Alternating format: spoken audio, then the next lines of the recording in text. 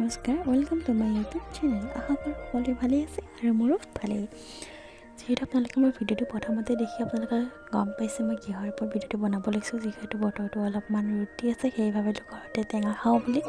গতিকে বগৰী আনি বগৰী যোগাৰখিনি মই কৰি আছোঁ।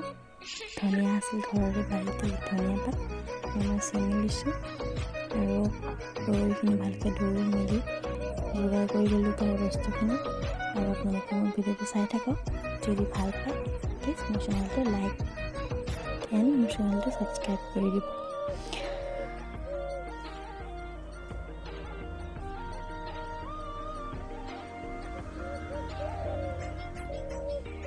মই বগৰী খালে মই এনেকৈয়ে খাওঁ প্ৰায়ভাগখিনি। আপোনালোকে কেনেকৈ খায় মোক কমেণ্ট কৰি জনাবচোন।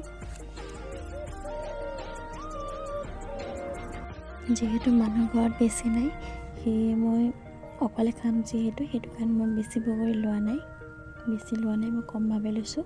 আৰু আপোনালোকে নাভাবিব যে মই ইমানকেইটা বগৰী লৈ মই দেখাইছোঁ আপোনালোকক। যিহেতু মই অকলে খাম সেইটো কাৰণে মই কমকৈ বগৰী লৈছোঁ। যিহেতু কমকৈ খালে বস্তুটো খাই টেষ্টটো লাগে, ভালো লাগে, আৰু বেছি মানে ইমান ভাল নালাগে, সেয়ে মই কমকৈ লৈছোঁ।